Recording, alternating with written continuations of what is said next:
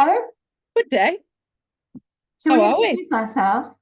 We better do, I suppose. You can go first. Okay, so I'm Jane Binnion. I'm the co-founder of the Growing Club. I was MD until January, and now I'm the training manager.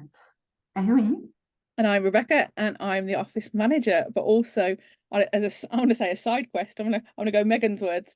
I do the social media for the Growing Club. You too. You too. And we're recording this today. This is kind of a brew with an autistic leader. I'm autistic, amongst other things.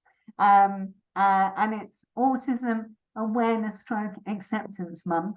So we thought we'd better join in with that and do that. So our Rebecca is going to be asking me some questions, and we're going to have a general chat and a brew. But only half an hour, so don't worry, it won't go on too long. Absolutely. So we've got 4 questions today, and I have sent them you. I didn't think it was fair to do it on the hop. So, the first one is tell us a bit about you and your autistic identity. My autistic identity. Okay, so that's quite new because I'm very, very old. And whilst autism was identified back in the 40s, it hasn't, it was a very narrow definition. And more recently, from the 60s, there's now been a thing about autistic spectrum, which means we're not actually all the same. But of course, within all that, no one was identifying females as autistic. So whilst a male of my age may or may not have been identified as autistic as a child, I still haven't had my assessment. I'm waiting for it. I've had my pre-assessment, and actually most people that know me would definitely agree. But I haven't had my formal assessment yet because there's a ridiculous waiting list. But I'm hoping it will happen not too far off. But so we identified that I was dyspraxic. This is what normally happens, of course. My daughter was identified, diagnosed as dyspraxic, and then it's like, oh, okay. So that was identified. And though I did ask for a diagnosis about 15 years ago, for an assessment about 15 years ago, I was told there is no assessment for adults. Luckily, that has changed. So I have, for the last 15 years, identified as dyspraxic, and only more recently have understood all that overlap, really. Though my daughter has been telling me for a long time, Mum, you know you're autistic, don't you? And it is in our family. And the reason that I kind of came out is because we had the conference last November on women and neurodiversity and the workplace, which was making this work. And one of the speakers said she identifies as having ADHD. She thinks she's autistic, but she won't go public on that because the way autistic people are treated. And I thought, oh, that's awful. I had better start being open about it, and making it okay. It's not, why would we be treated badly for it? And I don't want women or anyone to have to hide that. So here I am going out and proud, as they say. Fabulous. So question 2 then. So let's explore your experience of running a business as an autistic entrepreneur. So we need to talk challenges and strengths. So which one do you want to do first? A strengths always, of course. Okay, let's do some strengths then. So I went self-employed in 2010. I'm an adult trainer, and I grew my business because I was with lots of women sole traders around my social media. And the thing that kept coming back to me, the feedback, was that that I don't treat them like they're idiots. Like, Good. how would that be helpful to my business to do that? And I explain things patiently and clearly so that they could get it. And that was the feedback, whether I was running workshops or one-to-one, was that people liked how I delivered training. What was the question? Oh, I know. Okay. So, and I was reading something today, understanding autism. And it said the first school for autistic children delivered the curriculum in clear and open, in a clear and open way. It's like, duh. Should that not be the same for every child? Why would we want to do anything other than like Skillshare and deliver knowledge or whatever? Why would we want to do it in anything other than a clear and open way? So if we've learned anything, then it's that. And so then starting the Growing Club in 2016, I think what I'm really good at, I have a sociology head, that's my degree, is identifying patterns and seeing patterns. So when I was working with women sole traders, it's like, oh, they and they and they and they and they are all saying the same thing. There's a pattern. And then I just go, how can we address this issue?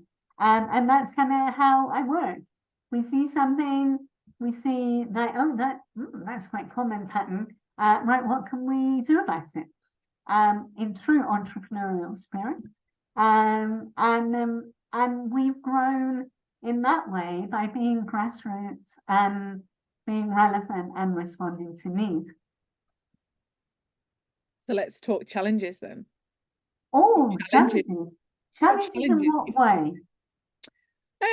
Whether being autistic is challenge, you find it challenging. You might not see it as a challenge. You might just say, I don't see it as that it stops me in any way, shape, or form.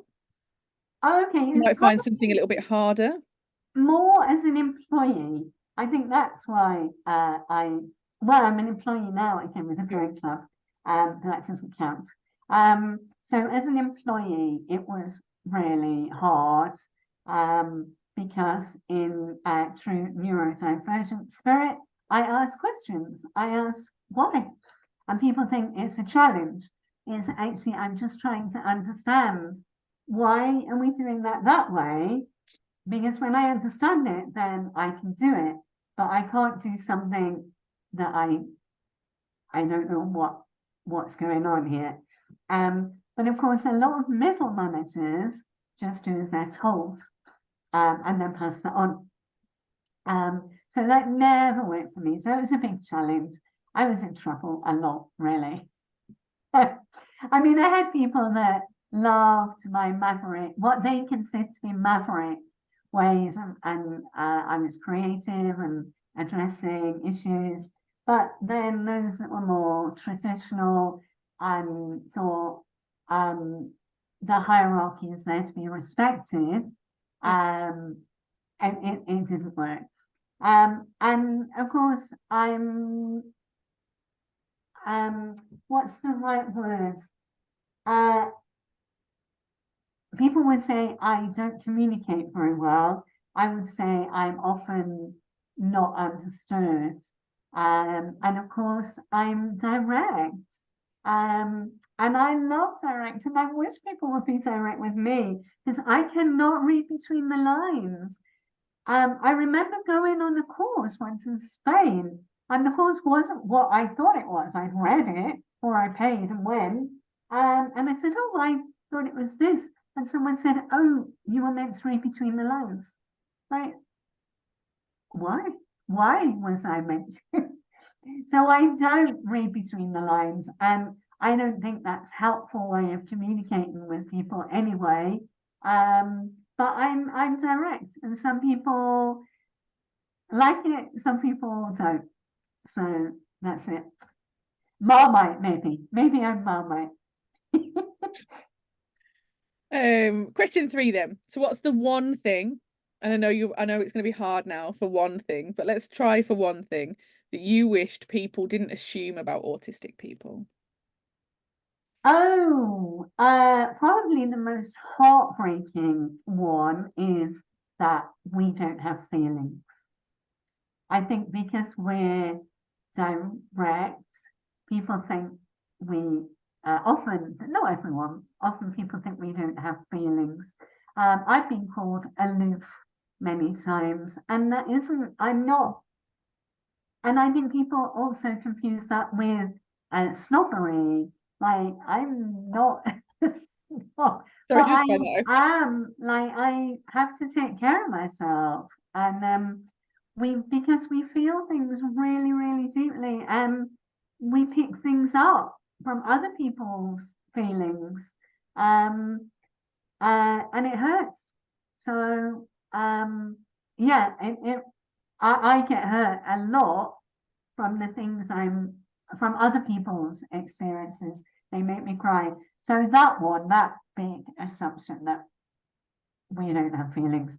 And then I think just as the saying goes, once you've met one autistic person, you've met one autistic person. That's it. Like, there may be some common stuff, and there may not be, especially for those of us that have had to mask all our life. We've just had to kind of learn to fit in, really. But I've not had anyone say to me, "You don't look autistic." I'm still waiting for that one. Wow. I know. Yeah. On Next. that question, on that note there. So then 4, what does autism acceptance mean to you? Oh, okay. Autism Awareness Acceptance Month. I find it a really weird word. If anything, I would call it Autism Appreciation Month. If we have to do the double A, it would be Autism Appreciation, which would be getting in there and understanding our skills and what we bring to the world. Acceptance, like we've had to spend a long time trying to be acceptable. So I don't like it. I know that expression will mean many different things to many different people, but it doesn't really sit comfortably with me. And it made me think earlier about some people say feminists, you just want to be a man. It's like, no, I have more ambition than that. And it feels the same around neurodiversity. If I'm accepted in the neurotypical world, like, what? Thanks. What does it mean? What does it mean? Maybe we need to get them to rebrand it to appreciate. Yeah. Yeah. That's a new campaign there for Megan. So you posed me a question before. I did. And I reserve the right to delete all of this if you're rude. So in terms of being a leader, what's been crucial for me is having that support team. I mean, I couldn't do what we do at the Growing Club without that support team, and a support team that have very kindly adapted to my needs. And, you know, on one hand, rightly so. On the other hand, you didn't have to, I suppose. But I wanted, so my question to you was, how is it for you? What have you learned from your experiences of being part of an organization led by an autistic leader? So when I first started, so back nearly 3 years ago now, and we had this conversation after about 3 months. I was like, have I done something wrong? And you were like, no, why? I was like, because you're really blunt.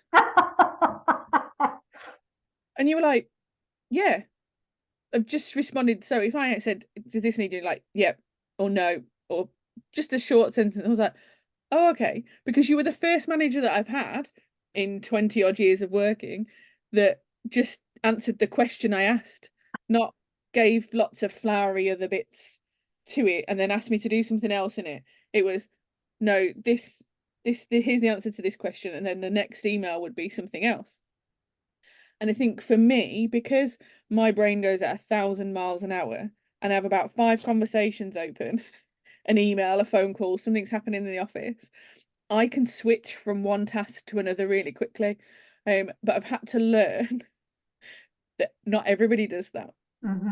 So yourself, obviously Megan, in the office, some of our trainers, I can't have conversations about more than one thing with them at any one time. So now I have a list of kind of 3 things that I speak to you about in one go, because any more and you just go, and I get that look and I go, oh, she's switched off now. There's no point. I could say anything to her now and I'm not going to get the answer that I need.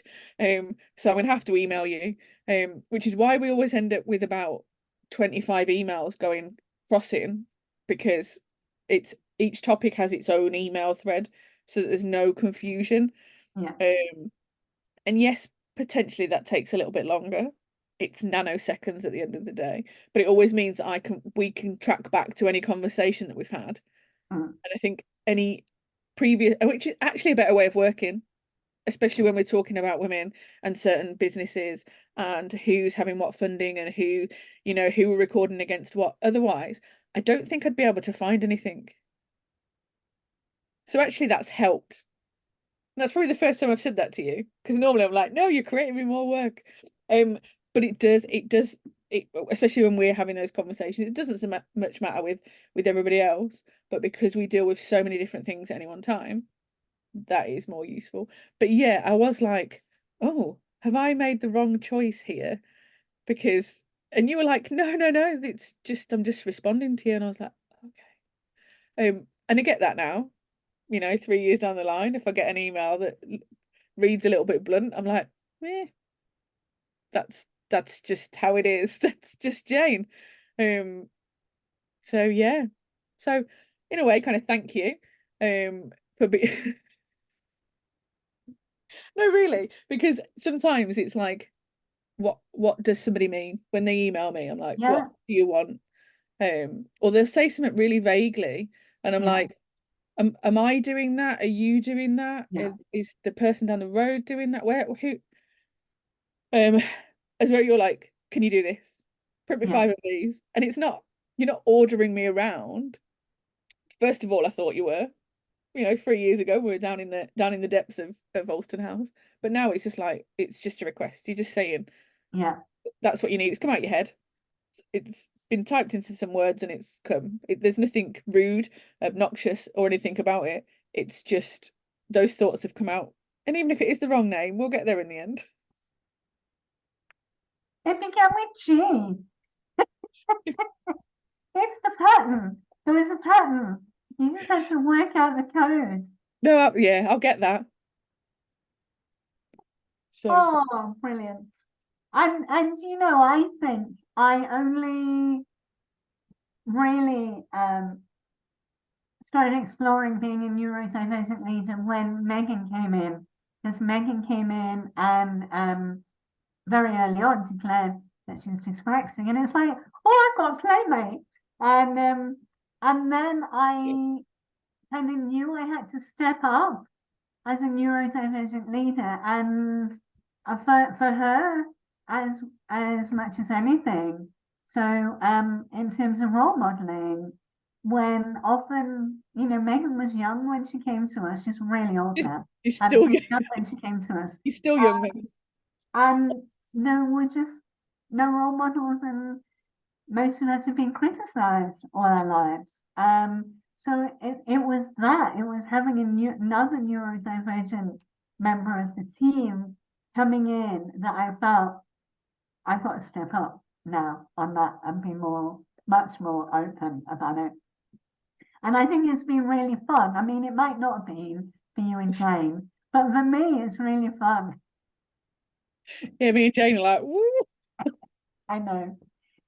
I think the really, I think, I mean, I don't know if sad's the right word, but the thing that, like, I you know me, I'm not really a people person, in such as, you know, I'll sit round and chat to you for the, you know, about all sorts of stuff. But when women ring, this is the big thing that I've noticed, probably more so in the last year, and I don't know whether, probably is, it comes back to the work that Megan's been doing, making us all more aware of kind of what's happening.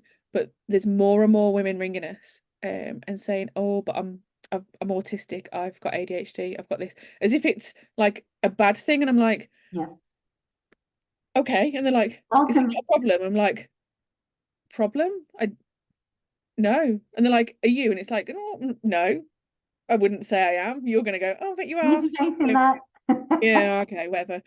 Um, but it is quite a sad state of affairs where they feel like they need to apologize to me Yeah.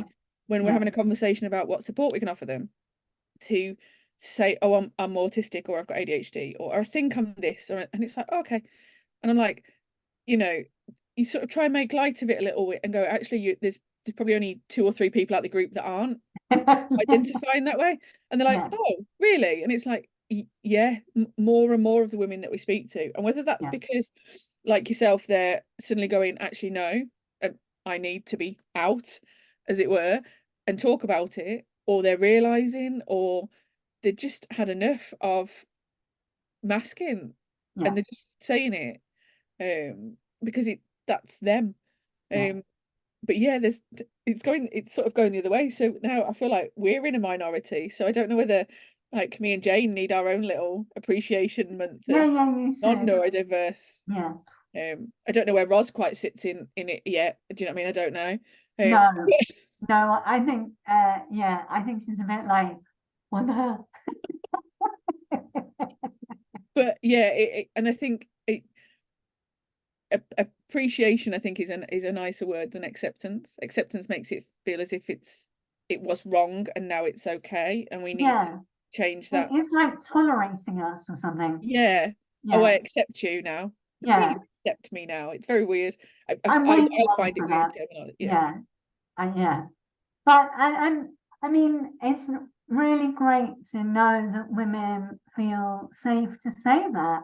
And for me, one of the best things has been Instagram. There are so many brilliant people on Instagram. There's been very autistic comedians. Because we're hilarious.